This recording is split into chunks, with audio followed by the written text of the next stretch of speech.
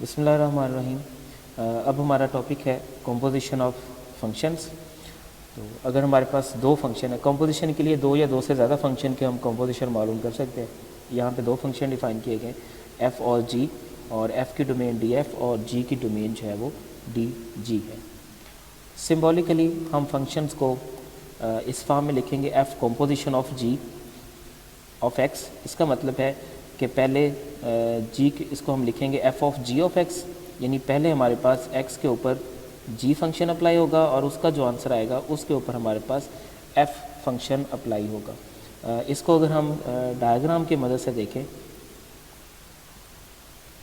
तो T, you और we ये तीन फंक्शन है हमारे पास, तीन सेट्स हैं, और पहले हम इसके ऊपर अप्लाई करेंगे एफ़ जी। जी फंक्शन अप्लाई होगा और उसकी डोमेन जो है वो टी है, और उसका जो आंसर आएंगे जी ऑफ एक्स टाइप वो यू में आएंगे, और उसके ऊपर फिर एफ़ अप्लाई किया जाएगा। अब यहाँ पे देखें कि हमारे पास जो एफ़ की डोमेन है वो जी ऑफ एक्स है। जी ऑफ एक्स इसको बिलोंग कर रहा है एफ़ की डोमेन में है, यानी वैसे तो डोमेन यू है, लेकिन यू के अंदर कैसे एलिमेंट्स हैं, जी ऑफ एक्स टाइप के एलिमेंट हैं, यानी टी के ऊपर जी अप्लाई हुआ, वो एलिमेंट कहाँ चलेगा, यू में। अब उसके ऊपर एफ़ अप्लाई होगा तो उसका आंसर क्या आएगा, f of g of x type के एलिमेंट्स आएंगे। तो यहाँ पे यही जो उसकी डिस्क्रिप्शन है उसमें यही बताया गया, if G D G has a non empty subset of T such that, यानी उसकी जो डोमेन है वो टी में आएगी, और उसके बाद g of x is domain of F.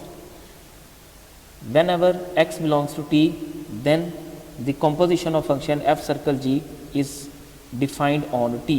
असल में ये सारे का सारा सेट जो है वो t के ऊपर डिफाइन हो रहा है, तो ये यहाँ से उसका आंसर किस में जा रहा है, यहाँ पे वो डिफाइन किस पे हो रहा है, t पर हो रहा है।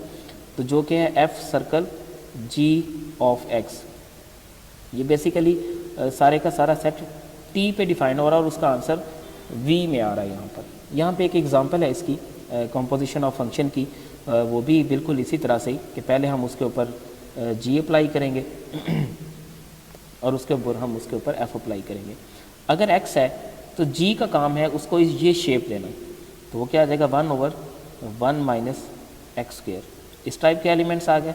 अच्छा, फिर उसके बाद है एफ़ का काम है जो भी उसके अंदर वैल्यू आए, जो जिस वैल्यू पे भी एफ़ अप्लाई हो उसी का लॉग बना दे, उसी वैल्यू का वो लॉग अप्लाई कर दे। तो अब जी के अंदर एफ़ के अंदर अब कैसा एलिमेंट आ रहा है, 1/1 माइनस एक्स स्क्वायर का, तो इसी का वो लॉग अप्लाई कर देगा, 1/1 माइनस एक्स स्क्वायर। तो एक्स से स्टार्ट होके हम फाइनल यानी ये इसको टी कह लें और इसको वी का नाम दे दें, तो हमने टी से वी तक हमने एक फंक्शन डिफाइन कर लिया जो कि है log of 1/1 minus x square.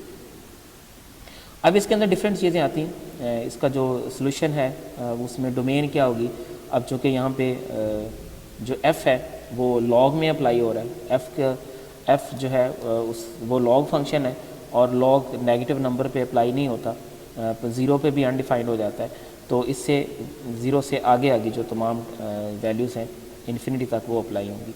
लेकिन जो जी ऑफ एक्स है, जी ऑफ एक्स में हमारा सिस्टम अनडिफाइंड हो रहा है। अगर एक्स स्क्वायर की वैल्यू 1 आ जाए,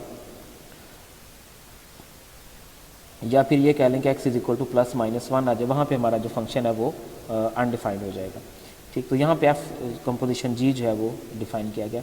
अगर हम g कंपोजिशन f करें तो उसकी और फॉर्म बन जाएगी, वो पहले f अप्लाई होगा और उसके बाद उसके ऊपर g अप्लाई होगा। पहले f अगर x है उसने क्या करना है, उसका लॉग कर देना, लॉग ऑफ x, ये f अप्लाई हुआ है, और उसके बाद अगर उसके ऊपर g अप्लाई हो तो g ने क्या काम करना है, g ने जो वैल्यू आई उसको ये देखें यहाँ पर g की वैल्यू, g के अंदर जो वैल्यू भी पुट करते हैं उसको वो क्या करता है, 1/1 माइनस उसी एलिमेंट का स्क्वायर कर देते हैं। तो यहाँ पे अब इसका एलिमेंट क्या है, g ऑफ x है, तो ये क्या आएगा, 1/1 minus g log of x का स्क्वायर।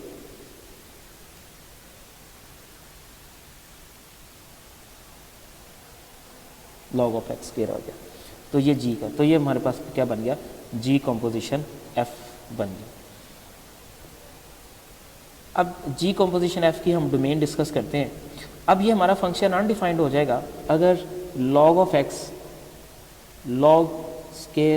log ऑफ एक्स का स्केयर अगर इक्वल टू 1 आ गया। इट मीन्स कि हम ये कहेंगे कि log of x is equal two plus minus 1, यानी log की वैल्यू या +1 पे भी अनडिफाइंड और -1 पे भी अनडिफाइंड। log ऑफ एक्स की वैल्यू -1 पे भी हमारा फंक्शन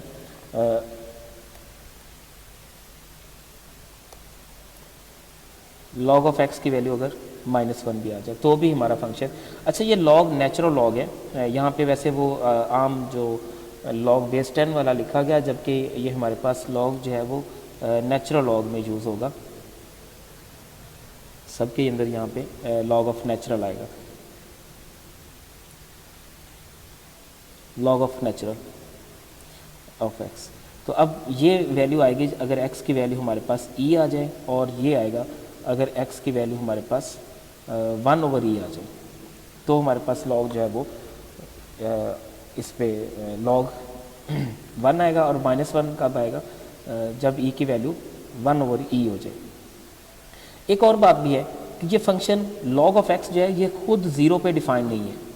कोई भी वैल्यू इसमें आ जाए तो इसमें x जो है वो 0 नहीं हो सकता। तो अब हमारे पास 3 तरह की वैल्यूज़ आई हैं जहाँ पे हमारा फंक्शन जो है वो अनडिफाइंड हो रहा है। वो कौन कौन सी वैल्यू? वो है एक 0, एक 1/e और एक e। तो 0 से 1/e तक, और फिर 1/e से e तक, और e से फिर इन्फिनिटी तक, यानी 3 इसमें फॉर्म बनेगी। ये हमारे पास अगर यहाँ पे मैं बना देता हूँ, अगर ये हमारे पास एक रियल लाइन है और रियल लाइन में 0 आएगा, फिर 1/e, चूँकि e से छोटा है 1/e, और फिर उसके बाद e आएगा। यहाँ पे अब 3 इंटरवल्स बनेंगे इसके। पहला इसका डोमेन का सेट आएगा 0 और 1/e तक, फिर 1/e से लेकर e तक, और e से लेके आगे फिर अप टू इन्फिनिटी तक।